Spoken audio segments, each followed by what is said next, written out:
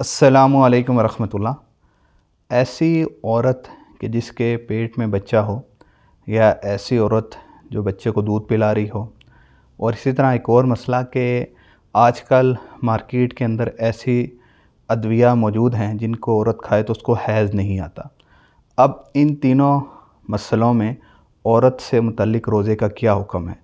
جہاں تک پہلے دو چیزوں کا تعلق ہے، حاملہ کا اور مرضعہ کا، یعنی کہ جس عورت کے پیٹ میں بچہ ہے یا جو بچے کو دودھ پلا رہی ہے، ان دونوں صورتوں میں اگر بچے کی جان کو جانے کا خدشہ ہو یا عورت کی جان جانے کا خدشہ ہو، ان دونوں صورتوں میں عورت جو ہے وہ روزے کو چھوڑ سکتی ہے۔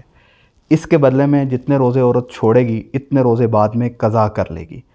اس کے اوپر ان روزوں کا فدیہ نہیں ہوگا، صرف قضا ہوگی۔ 10 روزے چھوڑے بعد میں 10 روزے رکھ لے، 15 روزے چھوڑے بعد میں 15 روزے رکھ لے۔ اسی طرح اگر کوئی عورت ایسی دوائیاں استعمال کرتی ہے جس سے اس کا حیض رک جاتا ہے، اس کے بارے میں ویسے فقہاء کرام لکھتے ہیں کہ ایسی دوائیاں کھانے کی وجہ سے بسا اوقات جب عورت کا خون رک جاتا ہے، یہ خون جو ہوتا ہے یہ پاک تو خون ہوتا نہیں، یہ گندا خون ہوتا ہے۔ یہ عورت کے جسم سے جب نکلتا ہے تو اس کی وجہ سے اس کو بیماریاں لائق نہیں ہوتی۔ اس وجہ سے مناسب تو یہی ہے کہ عورت ان دوائیوں کو نہ کھائے، چونکہ یہ بیماری اللہ تعالیٰ کی طرف سے قدرتی ہے، انسان کی لگائی ہوئی نہیں ہے۔ لہذا اگر عورت بغیر دوائیاں کھائے اگر روزے چھوڑ بھی دیتی ہے، ظاہری بات ہے اس میں رخصت اس کو اللہ تعالیٰ کی طرف سے۔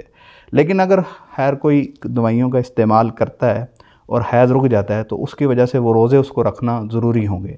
ایام حیض جو اس کے پرانے تھے ان میں دوائی کھائی اور حیض رک گیا تو ان کے درمیان جو ان دنوں میں بھی حیض رک گیا یا پورا مہینہ حیض نہیں آیا تو پورے مہینے کے روزے جو ہے اس پر رکھنا فرض ہو جائیں گے۔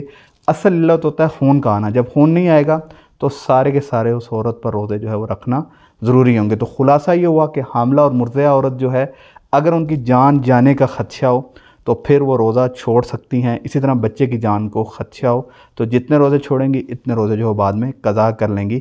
جزاک اللہ خیرہ۔